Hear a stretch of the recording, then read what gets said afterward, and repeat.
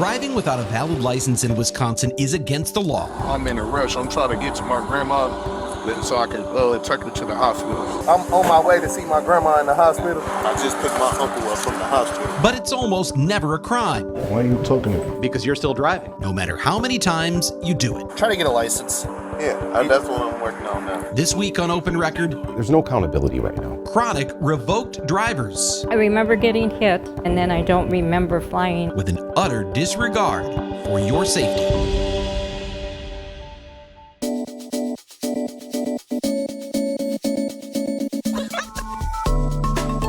From the FOX6 studios, this is Open Record. I'm Brian Polson, and I am joined this week by Open Record's executive producer, Sarah Smith. Hey, Sarah. Hi. And we are joined by Contact 6's Jenna Sachs. Hey, Jenna. Hello. We are recording this episode on Wednesday, March 20th for release on Thursday, March 21st. And this week, we're going to talk about a problem that has plagued Milwaukee literally for years. Unlicensed drivers, those who are suspended, revoked, or never had a driver's license at all. You'll hear how we found one of the city's most persistent offenders and dangerous drivers, and the proposed change in state law that could land people like him in handcuffs instead of back in the driver's seat. We'll talk about that after this. You guys know we have talked a lot on this podcast about reckless driving in Wisconsin. It's a term that I'm almost afraid to use because I think it's overused. We talk about it so much that maybe it's lost its Well, and we've even talked about how we don't even know what it really means. It's difficult to define. It has a different meaning, I think, to everyone. Where do you draw the line? What is reckless driving? It is a stubbornly persistent problem. We know that. But one of the common threads we find in a lot of the reckless driving crashes we hear about, and when we do these stories, is that the driver involved has a suspended or revoked license or never had a license in the first place. And that's, of course, the subject of the story that aired last night. We're recording this on Wednesday. It aired on Tuesday night. So you've reported on this topic before multiple times. What Sure. drew you to it again? Was it a person? Was it an issue that drew you to it? What's interesting is this time I was watching a Milwaukee City Council committee meeting. Really exciting, I know, as I was watching on the City Channel. And during this committee meeting, this goes back several months, they were talking about possible legislation that was coming up in the legislature and where the city would stand on some of these things. And there was someone from the city, the Department of Administration or the mayor's office who was looking at this and said, there's one bill that could really focus on reckless drivers by focusing on their license status. And it would get tough on suspended and revoked drivers. It would criminalize driving while suspended or revoked on the first offense. And as I watched it, my thought was, oh, the city's not going to go for this because there's so many people who oppose that because of the concerns of the impact it could have on drivers who are poor, who are not able to pay their fines. So I expected them to say, this is one we can't support. To my surprise, they said the mayor's on board and they voted unanimously to stand behind this and to say the city wants to see this happen because essentially it's gotten so bad, something's got to give, something's got to happen. So that's what drew me to it, was the city is talking about supporting legislation that is being discussed but hasn't yet been filed. So what I did at the time is I filed an open records request. Here we are on open record. Yep. That request was for 5 years of Milwaukee police traffic data, and I ended up updating that data through the end of 2023 as time went on. So it's data that goes from the beginning of 2019 to the end of 2023, 5 full years. There were more than 200,000 traffic citations in the city of Milwaukee in that time. So this is a huge data set. And what I wanted to see in that is, of those 200,000 citations, how many were for operating while suspended or revoked, and how many involved these chronic repeat offenders. And so after doing some data manipulation, we came up with some statistics that we'll talk about a little bit later, but it drew me in particular to this one person we profile in the story, and that's Quentin Ward. Well, and one of the things when we do stories that have kind of that same theme, so reckless driving, driving while revoked, those kind of things, it's difficult as a journalist to go, okay, how can I do this story in a different way? Who else can I talk to that it isn't the same thing, lather, rinse, repeat? So how did you approach that in a way that you're like, what can I take? Was it the data that you got from NPD? Well, the data was certainly a starting point, but part of my interest in this as well is historical, because I've been here now at FOX6 News, believe it or not, for almost 20 years. It'll be 20 years in June. And in that time, I've done a lot of reporting on this very issue of driving while revoked or suspended, and the law has evolved over time. Before I even came to FOX6 News in 2004, the state of Wisconsin had a totally different law, and we talk about that in the story last night. it used to be a crime to drive while suspended or revoked. But that was really clogging up the courts with so many cases that they actually in Milwaukee County set up a dedicated courtroom. It was Judge John Seifert for a long time who was handling operating while revoked cases and operating while suspended cases. It was so much court time that there were others who said this law is a mess. Counting how many offenses there have been is a mess for the officers in the field. We need to clean this up. So Governor Tommy Thompson actually instituted a task force, and that task force, the intention of that was to clean up the law, to make it simpler. And we'll talk a little bit more about that later, how the law sort of has evolved over time. But knowing that, I realized it's the state of the law right now that I don't think a lot of people realize quite where it is and how it got this way. You know, one thing that makes your stories so compelling on this issue is that you usually profile one person who's had repeated run-ins with the police. You have that video from the body camera, from the squad cars to help with it. Who did you focus on for this story as kind of your example of this issue? One of the names that stood out when we crunched all of the data was Quentin Ward. He's, I think, now 38, 39 years old. So you found him in the data. I found him in the data. When I took those 200,000 records and I pulled out those who had driving while suspended or revoked citations, I sorted them by name and I attached the names to dates of birth. I did some data work here. It's sort of the math nerd stuff. And I was able to find the people with the most individual offenses for driving while suspended or revoked. And I actually wanted to focus on revocations in particular, because there are a lot of reasons people's licenses get suspended that don't have much to do with dangerous driving. But usually once you get to revocations, there's something more. It's a series, it's a pattern, it's habitual, or there's something more serious like maybe hit and runs or things like that have prompted the revocation. So I wanted to look at those who are being repeatedly stopped for driving even after their license has been revoked.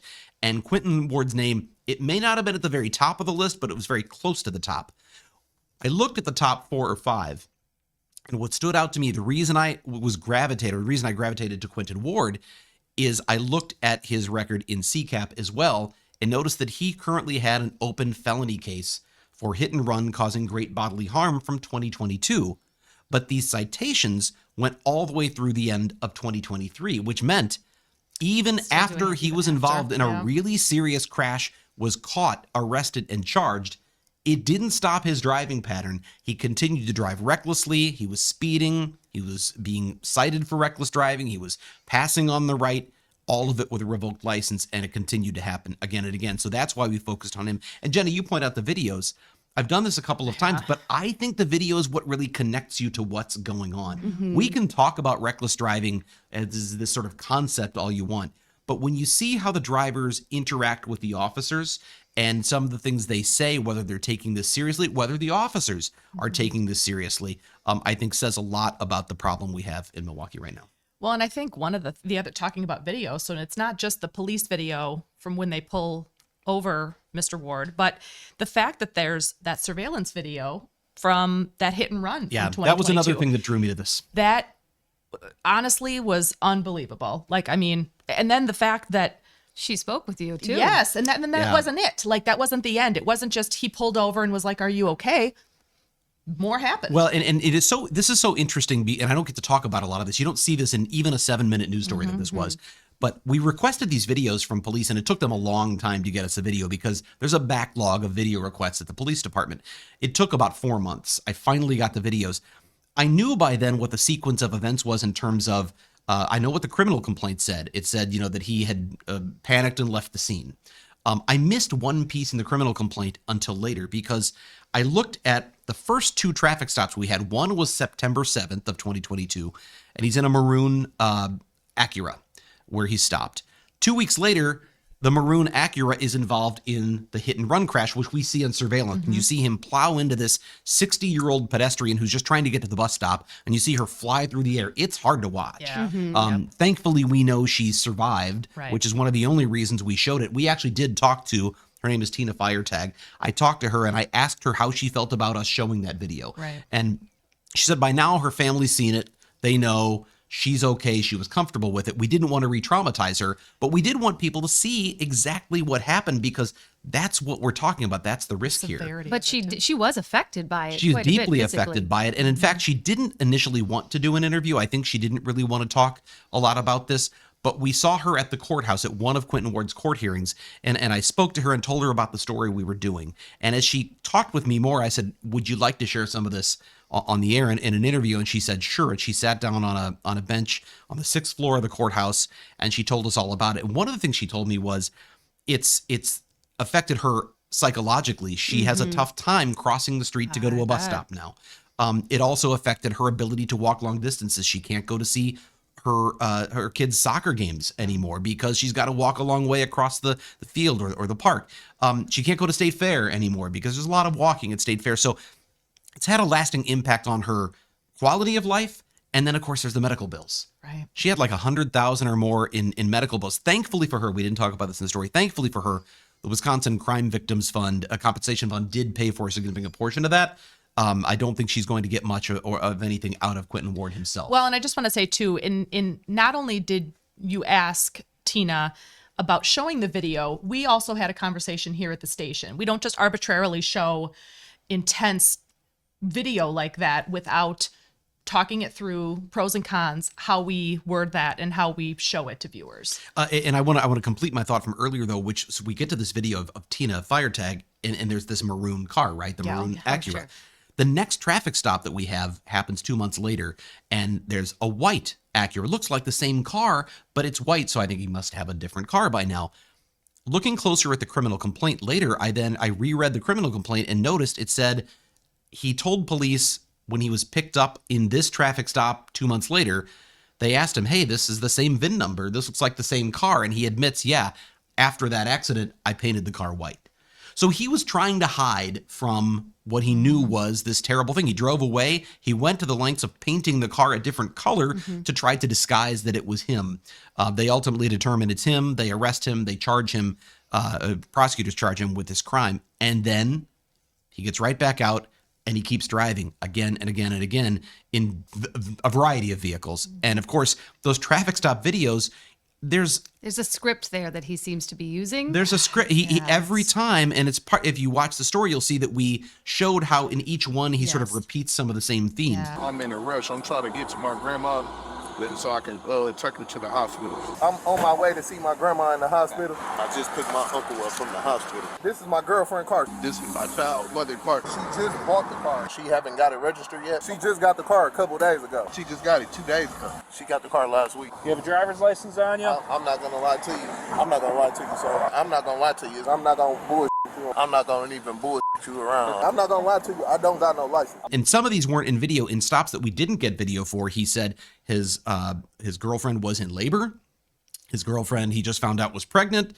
Or in one case, he just said, I have to go to the bathroom. So every time there was an excuse for why I'm going fast, why the car isn't registered, and I'm going to be upfront, I don't have a license. But in the end, in every single case except one, he drove right away. They write the ticket and they let him drive away knowing that he doesn't have a license. Sounds good. Thank you, sir. Slow down. Have a good day. One of the stops that we're talking about here that we do have video of, because even in the story, if you watch it, we do the old record scratch, rewind. What was that stop? What did the officer say? One where Milwaukee police had stopped Ward and they explained to him that they looked at his driving record and it's terrible. It's long. This is one of the longest we've seen. They said, but lucky for you, this works to your advantage. Your license was not revoked due to drunk driving, because if it was, this would be a crime.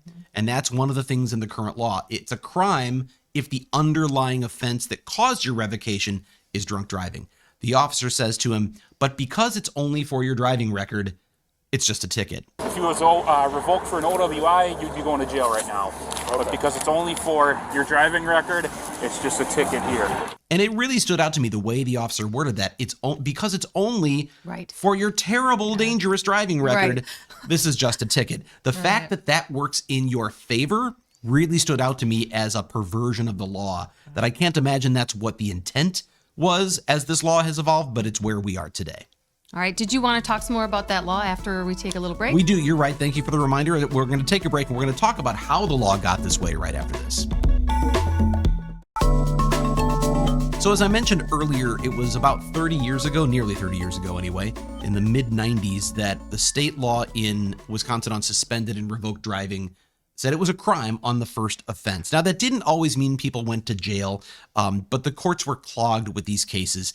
Governor Tommy Thompson appoints a task force to sort of revamp these laws, and the task force ultimately comes out with recommendations. And one of those recommendations was to make driving while suspended a mere citation, not a crime, but leave driving while revoked criminal, because, and we interviewed a retired judge, Jim Gramling, who was part of that task force.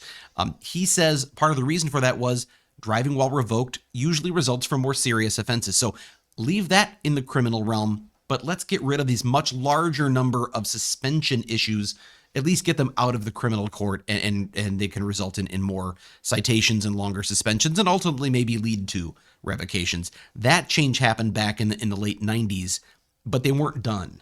In 2011, and this is where I didn't get to talk about this in the story, this is where I think it may have been an unintended consequence. At the time, there was an overhaul of the law to make it tougher on people who were driving while suspended or revoked if they cause serious injury or death, to make it criminal or even a felony if you kill someone when you're driving and you shouldn't have been. But when they revamped the law and overhauled it to make room for those offenses, they decriminalized operating while revoked if there's no injury or death involved. So now you have both operating while suspended and operating while revoked are just forfeitures, just traffic tickets, unless the underlying offense for the revocation was a drunk driving. And in those cases, it can still be criminal.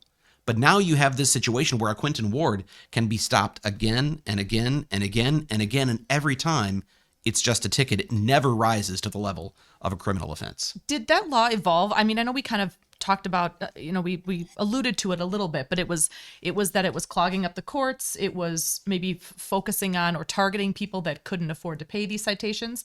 Was all of that why it transitioned throughout the years? It's certainly, if you talk to Jim Gramling, who now is a board member for the Wisconsin Justice Initiative, it's one of the things they feel very strongly and passionately about is there are a lot of people for whom the situation they're in terms of having a suspended license may be simply a matter of being in a deep financial hole. They get one speeding ticket like any of us could, and then they can't afford to pay that fine.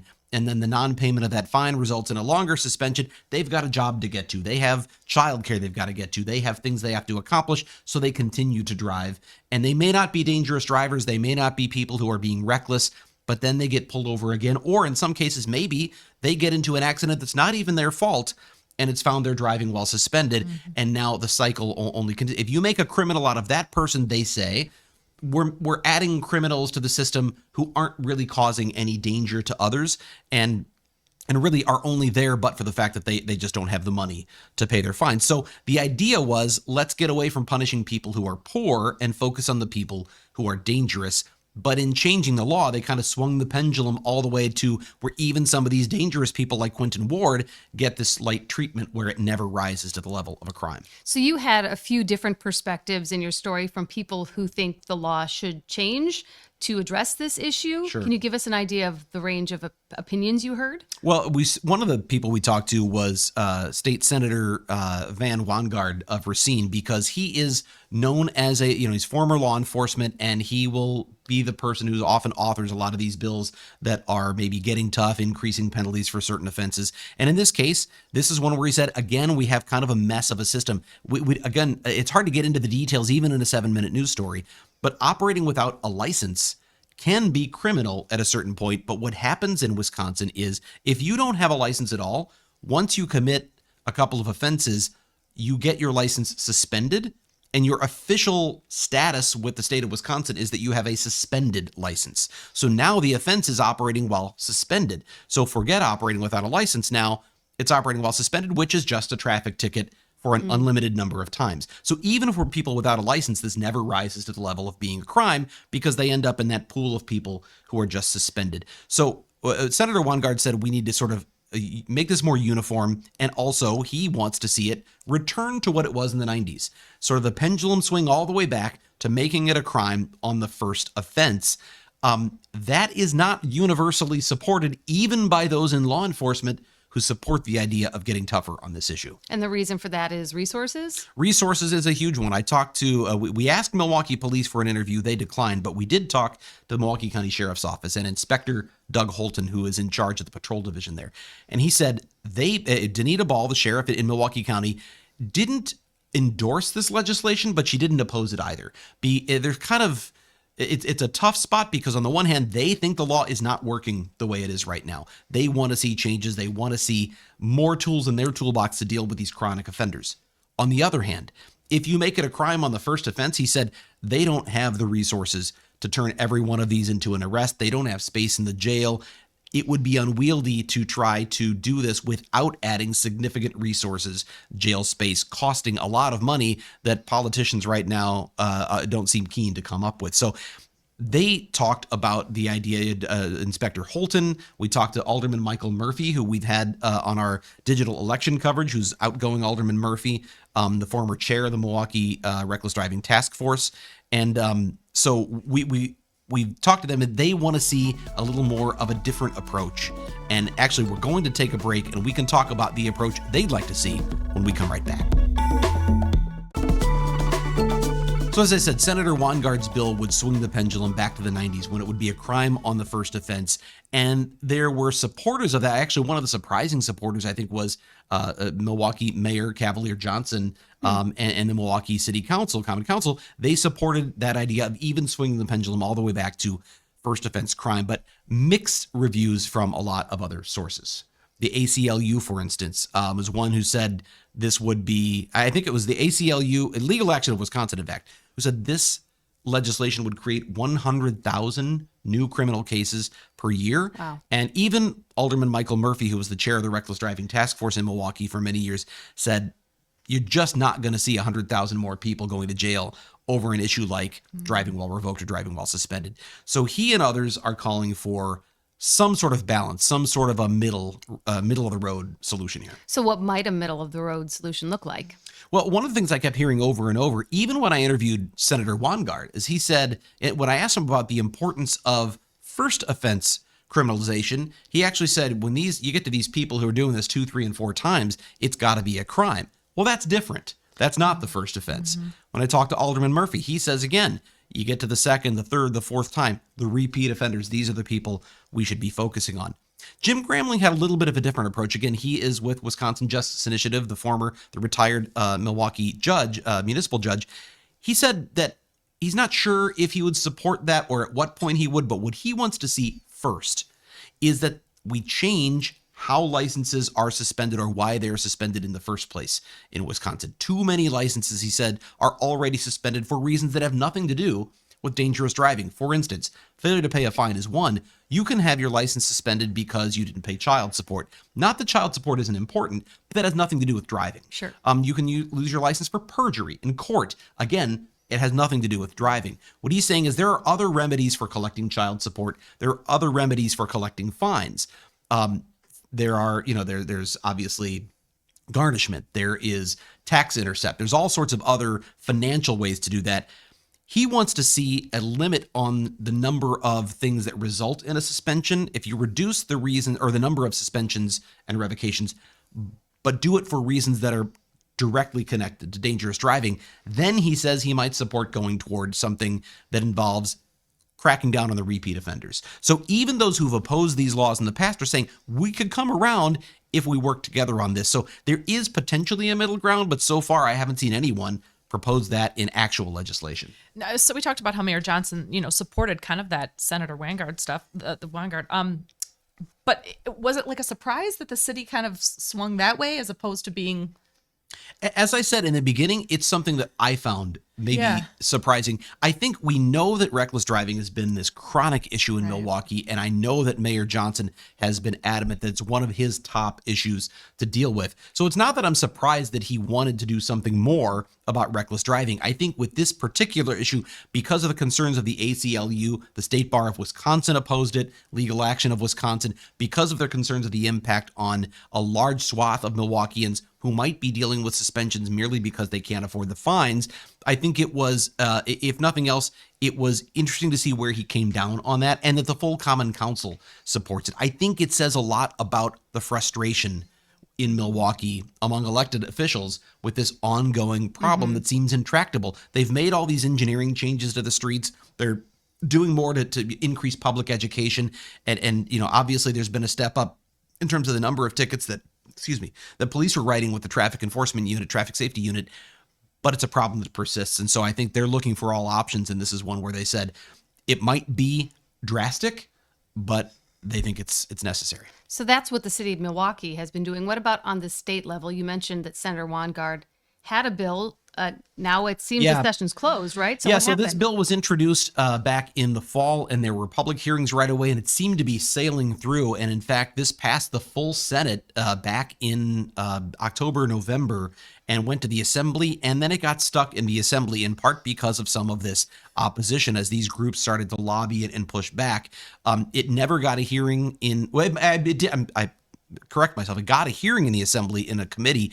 That was never voted on. It never got to the full Assembly. When I interviewed Senator Weingart on this back in January, he said, I think this is going to pass. I think that's going to get through. But as time went on, nothing happened, and now the session has wrapped up. So the way, and I've had some people say, why are they done in March? I mean, we got the whole rest of the year to go. In Wisconsin, we have 2-year legislative sessions where it starts in an odd-numbered year in January, goes the entire calendar year into the spring of the even-numbered year, and then we get into other stages. They break for interim work where they're working on bills for the next session. And some of them are campaigning and other things like that. But we've reached that end of the cycle because we're in spring of the even numbered year. So this bill is dead. And Senator Weingart's staff says he plans to bring it back again next session. That's not until 2025. So it's going to be a while before anything does change with this law. So, we talked about swinging back and, trying to find a middle ground. Did you talk? So we're going back to Tina Firetag about, the woman who was hit while she was in the crosswalk. Did she have any thoughts on kind of what can happen, what should happen? Well, it was really interesting because she obviously this has affected her life, and she is, I think, troubled by the fact that the case is still going on. The day we met her in court, we were there for a plea and sentencing. Quentin Ward was supposed to be sentenced that day for this hit and run. Obviously, there was already that after the accident happened, there's a period of time she doesn't know who did it. And then they find him in this white car that's been repainted. They arrest him. He's charged. Now here he is at plea and sentencing, and he came into court and he said, I want to fire my lawyer. We have a disagreement over where this should go. And because of that, they didn't sentence him that day, and he walked out of court. I was actually able to talk to him in the hallway. Yeah, how did that conversation go? Because we saw a little bit of it in the story. Yeah, it didn't really go much of anywhere. I asked him why he's still driving and why he hasn't taken this more seriously after being charged with seriously injuring someone, seriously affecting someone's life. He faced away from me. Interestingly enough, he went, after I asked him a couple of questions, he went and found the attorney he had just fired and asked him to walk down the hall with him, almost as sort of protection to get away from me. And then he left. So he didn't talk to me any further after that. But when we talked to Tina Firetag, she said, I just want this to be resolved. It's just sitting out there, and she just wants it to be over with. She wants him to get his, whatever's coming to him, and then she can move on. She has to keep taking off of work to come to the courthouse and sit there and then watch nothing happen and then find a way to get back again. And it's difficult for her to get around, more difficult now than it was before. So it's not a small thing. In terms of what should happen with the law, I asked her, what do you think should happen to someone like a Quentin Ward? And she said, well, they should take it more seriously, but where are they going to put him? That was even her mindset is, I don't know what they're going to do because where are they going to put him? Can you really put people like this in jail? And this is coming from someone obviously whose life was altered. She recognizes the challenge that's ahead for lawmakers. Well, there seems like there's consensus among people who live in and around the Milwaukee area that something has to happen. So as someone who's lived in Milwaukee, I'm happy that we're having these conversations and trying to figure out what should change. It's just, it would be nice to see some progress or something happen at some point? Do you get the impression that this isn't going to go away? There will still be more efforts. I know Wanguard's still looking at it. I think there have been efforts. You certainly can't say nothing has happened. I mean, Milwaukee police now do have the tow policy. So in some limited circumstances, they can tow reckless drivers' cars. Although in many of those cases, they go and they pick those cars up sometimes within the hour if they have the right, paperwork, whatever they need to go get it. So it's not as though it's necessarily keeping them off the road for a significant period of time, but it's more of a hassle than just driving away.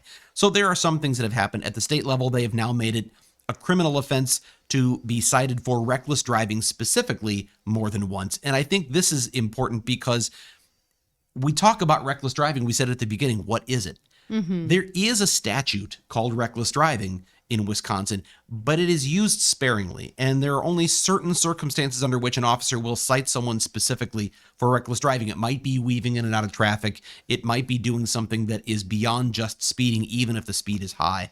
It's not always clear what constitutes reckless driving. The way the law is written, it's simply kind of a negligent behavior. So a lot of things could fall under that umbrella. But because so few of the citations that we looked at are actually written under that statute, finding repeat offenders under that statute is fairly rare. So not much happens with them. I do think there is overall a consensus that more needs to keep happening. And that's why you hear the city saying, yeah, we love this idea because suspended and revoked and unlicensed drivers are a huge problem.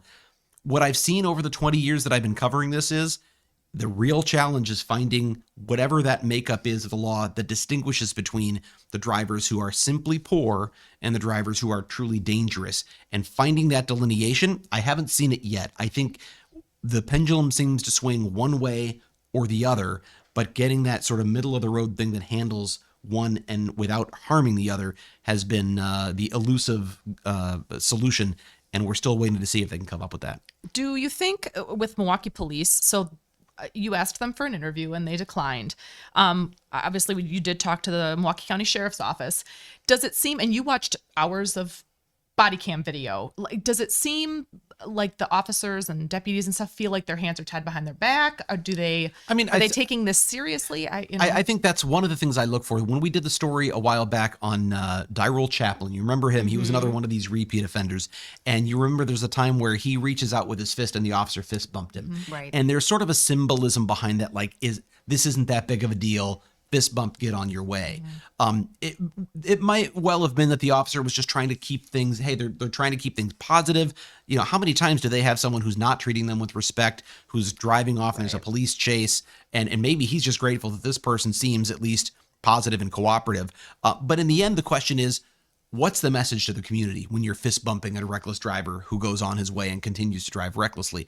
I think overall, what you said about them feeling maybe handcuffed a little bit. We heard Inspector Holton say that. He said, we feel a little bit hamstrung was the word he used. Because it's only a citation, how much, we talked about, could you stick around and wait for a licensed driver to come pick them up so you know they're not going to drive away illegally? Well, that could be hours of waiting. Sure. And can you afford to have a deputy on the side of the road, out of the rotation, out of service, waiting for what constitutes no more than a traffic ticket? And the moment he gets home with that driver, he's just going to go drive again. So it might look bad to say, here you go, just go continue driving illegally, or I'm going to look the other way and pretend I didn't see you drive away. Just slow down, all right? Okay. All right, now you're good to go. Right now you're legally parked, so I don't have to tow the car. Okay, so I'm going to dip. On the other hand, how do you justify the resources when the legislature says this is just a citation, it's not even worthy of a criminal offense? And I think that's probably a good time for us to go off the record, so we're going to take a break and do that when we come right back. And it is time for us to go off the record. This is the part of the podcast where we get a little more casual and have a little fun by answering a question for which we have not prepared, but we know that you have prepared, Sarah, because it's your question. So what do you have? All right. So we've all sat in a car in the front seat, whether we're the driver or the passenger. Many cars have cup holders in between the driver and the passenger, usually two. I wish I had two. Well, do I? No, I just have one. Wait, no, I do have two. I'm sorry, I have two. Never mind. Forget it. Forget what I said. Good off the record. Forget what I said. Yep. Okay. Okay, so if you have a car with two, which cup holder is the driver's?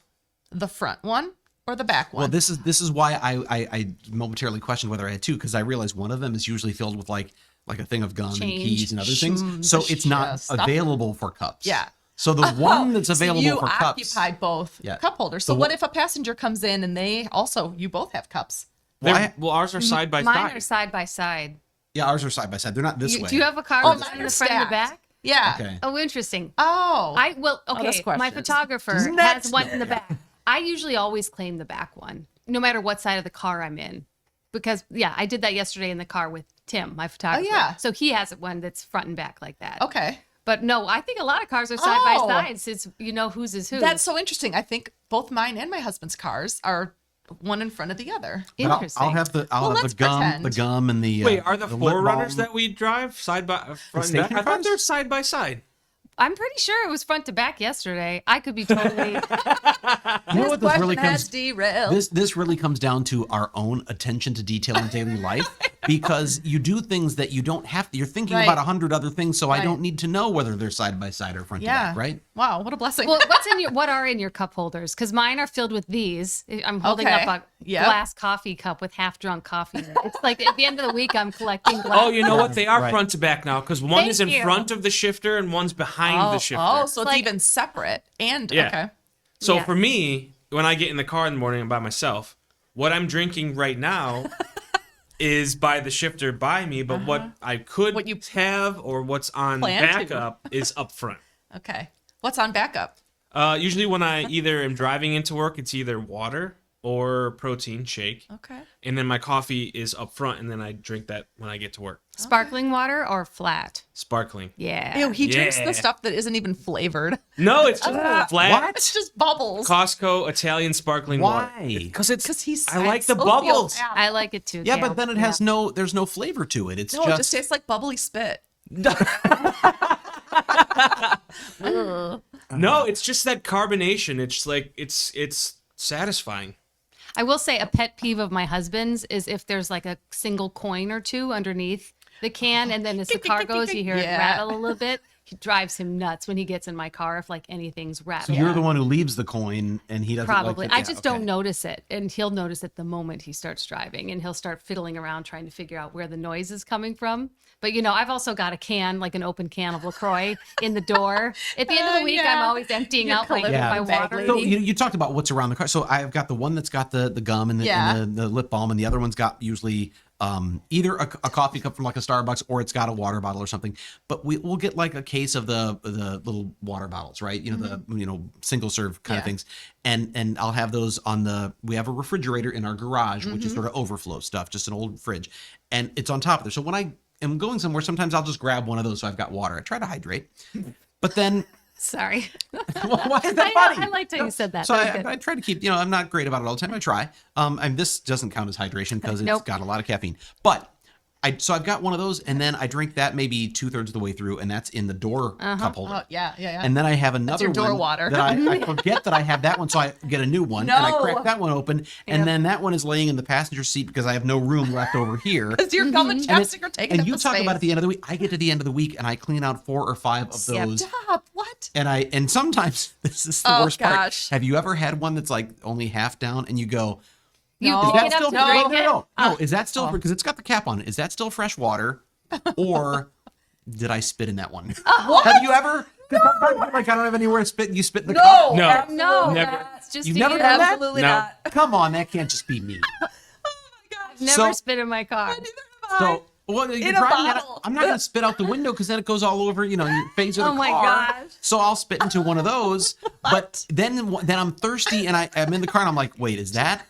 And then I have to look So at it. gross. No, No. I'm not going to risk it. I'm I'm not never gonna, riding in your car. I'm never drinking water in your car. you don't ever ask me, can I have a sip of that? Because you can, but you may not want to. What? I'm very good. I pride myself. I take everything out Every day? every day. Good for like you. I don't have. Oh no. I don't have. No, yeah. With all you have on your plate, you have time to do that? Yes, because it's a priority. I have like a center console thing that goes up, so that's where I keep my other. Well, that stuff. was my next question: is what's in the center console? Because All of Jasmine's stuff. What is that? I have, it's like 5 sunglasses, 1 sunglass, makeup, To be fair, she works in the car that we drive around That's normally. fair. So I have my one little spot for my Oh. my glasses in there, and I'm trying to get. You have them a out. half a spot. Yeah, I also have like 8 pair of sunglasses in my glove box. They're all like free ones because I refuse to pay more than about $8 for a pair. But yeah, it's mints, Kleenex, my key fob to get in the station. I think I have one of those like window like in case bashers in case I drive into a lake. Good for you. I wouldn't mind having one of those. If you have that, do you think you would have the presence of mind Not to at all. dig through the console? Not at all. Yeah. I'd panic and I'd Right. black out. My wife has one of those too. She has it like deep in the glove box, and I'm like, "Are you No, going to reach over it's- there yeah. and get that?" But also, like the kids are like, "What's this? Put it down." Yeah. So I have a drawer because I drive a van, but it doesn't shut. So that's kind of one of the things about my car that's annoying. It kind of like opens and shuts as I drive sometimes. It just shifts around, and I've gotten used to it. But there's like a couple old applesauce pouches in there, right. and some kids' Dramamine, and maybe some old Pokey sticks. Is that how you say Pocky sticks? Yeah, right. Okay. So it's I have like no it's like idea a what that snack is. center. They're, the You'll little, find they're out. like little cookie, stick cookies with yeah. like chocolate on the end or something. Dipped in strawberry or chocolate. Yeah. Kids. Cookies and cream. And then if you leave them out in the summer, they get all melty. Then So they're it's just- a yeah. winter thing. Yeah. This But episode's it's- sponsored by Pocky Sticks. Pocky Sticks. Anyway. but Is that like yeah. Dunkaroos? No, No, no. Dunkaroos are delicious. Are you I'll too bring young some for those, you Cal? at work. No, I love Dunkaroos. Yeah. You could buy a big, giant, mega pack of them at Costco like last summer. Oh, they're so delicious. I don't even know what that is. What? Okay, It's yeah, like that's- it's little cookies, and then you dunk them into frosting. Do you remember in the lunches you used to have the crackers and the Yeah, cheese? Like right, candy sure. snacks? It's like It's that, a but cookie with version. frosting. Oh, okay. Yeah. All right, that makes sense. Because Because remember the red stick that you Oh, get with yeah. the cheese? Yeah. Do they still sell those? They sell the. I don't know if they you said still the sell the red one. stick or the bread It's stick? a red It's a red. little red you take it stick out And stick. you would use I it don't to like remember red. slather it on the cracker. I I know exactly what you're talking But the about. worst part was having to ratio the cracker to the cheese or the Dunkaroo to the frosting. And if Right. you could master that, you didn't want to end up with too much of one or the other. Okay, this is off the Sorry. record creep today, but you talk about. Let me ask you. Oh, this. we've already you make, dug there. When you make a peanut butter sandwich or peanut butter and jelly, how much peanut butter goes on? And it does just go on one side? Oh, why you gotta do this? to Or me? I'm does it- still not eating peanut butter. Ooh. I have Or does 2 it- weeks left. Does it go on both For sides? lunch, did you How give it up? thick? Yes. Yeah. Oh, Okay. that's a hard one. Peanut butter goes on one side, and I do it after the jelly because the jelly is thinner, and I can wipe the knife off easier before I then- stick it in the peanut butter. Wait, When you does put the Put it jelly on go the on? same piece of bread? No, So you're putting one on each I side? do the jelly. Oh, jelly on one then side. I use the other piece of bread as I my thought sponge, you were- and I wipe. I And thought then- you were psychotic, and you No. put jelly on and then peanut butter on No. top of the jelly, No. which would be. Kel, who did does you say that? But then Peas? when do you put the cheese on your Never. PBJC? Ew. Never. But how is it a PBJC? if you know- It's not a C. What He puts are cheese- you Wait, what talking kind about? of cheese would taste Talking about good? self- Just like a, Sociopath. a cheddar, slab of cheddar, whatever Slab I've of got. nothing. Sometimes. But it's, you have No. the jelly on there also? yes, PBJC. It's Okay. delicious. Try it. I out. could see peanut butter and cheese, even though that sounds weird because I've had peanut butter cheese or like a cheeseburger with peanut butter on and it, that's yeah. actually surprisingly good. I had Yeah, it it's with not bad. AJ Bombers the first Yes, time, that's and I gonna couldn't say, believe that's it the was only place I've good. ever had it. But jelly with that doesn't. But then seem... it's sweet, and you think about when you have a charcuterie board. Yes. Sometimes you get Right. cheese, and I put the cheese and the jelly and the And sweet and the sometimes you salty. have like peanuts or nuts with that too. You know what? Get in You're there. probably right. You know, the other day I bought processed cheese in the plastic for the first Sorry to time. hear that. It was for like a certain. We were making these pizza pockets in like All they're right. kind of like calzones, and they I'll said allow put it. cheese in. So my daughter tried it for the first time, and she was like, "Oh my gosh, this is so good." Do you remember when you thought that stuff was so good? Yeah, 'cause and then well, as you get talking about older, the, just the little craft slices. I bought organic. I was like, Oh, maybe this makes gosh. it better if she unwrapped it from the Oh. plastic. And I've been catching her like sneaking these processed cheese slices out of the fridge. Organic processed cheese. Don't get it twisted. That's right. My wife and I have two stepsons. They've always called that squeaky cheese. Like I don't know why. I don't know why it's because No. I think that's what a cheese curd is. but Oh, they my always call husband that has strong feelings squeaky about cheese. American cheese. He's like, it's not American and it's not cheese. So he gets real Probably mad true, about but it doesn't mean it's not delicious. I tried to tell him. And you know what? I have to find the opportunity. You know what's really good? A couple of those slices, 2 pieces of bread, put them in the air fryer. Bingo. Speaking of sliced Great grilled cheese, it is not possible to not eat a slice of cheese when you're making your sandwich for the next That's day. true. Not possible. That's true. The one thing I learned from all of this, guys, is Brian spits in his half water bottle. Oh my gosh, right? Are you thirsty? Need a sip? Oh, not All right, parched. we're going to take a break. When we come back, we're going to wrap things up right after this. Oh, the things you learn when you ask what someone puts in their holder. The cup holder. Which one is the driver's? Go check out your car. Do your cup holders, are they front back? Are they side by side? Do you just have You only have one. Yeah. And also, are you crazy and only drink carbonated things with no flavor? With no flavor. I don't understand. So I love this. No, thank you for joining us. Jenna, thanks for being on the podcast. Yes, of Sarah, course. obviously, Yeah. as always. If you have a topic you would like us to discuss on Open Record or an issue you think we should investigate for Fox 6 News, send us an email to fox6investigators@fox.com. One thing I should point out, by the way, if you are interested in seeing some of these traffic stop videos we talked about today, we have them strung out into one long, like 20-minute sequence. You can see it at Fox Local. You can see it at fox6now.com and on the Fox 6 YouTube channel. As always, thank you to the people who make this podcast possible, including, of course, our executive producer, Sarah Smith, our editor, Dave Machuda, and our chief photographer manning the video switcher, Cale Zimney. With that, I'm Brian Polson. We'll be back next week.